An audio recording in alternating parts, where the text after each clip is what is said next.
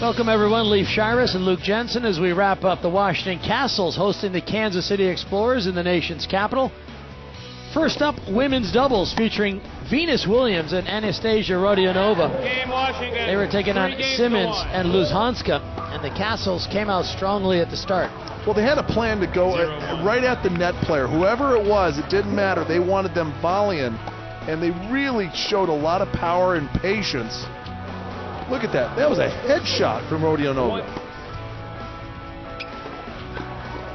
Venus Williams so active in that opening set, which they took 5-1. Next up was Venus in the women's singles. She started out against Chanel Simmons out of South Africa, the teenager.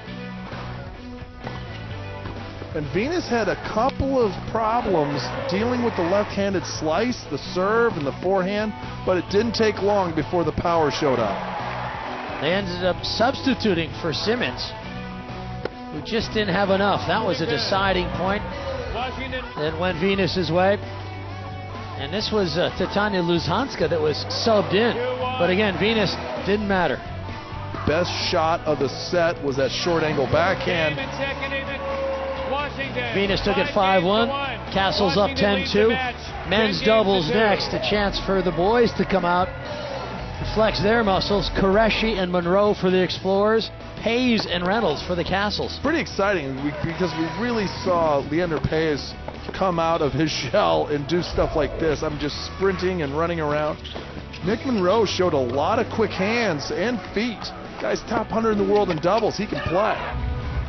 Bobby Reynolds, rock solid as usual. And when you combine that with Paes and his movement, another 5-3 win. So they take the first three events, mixed doubles next.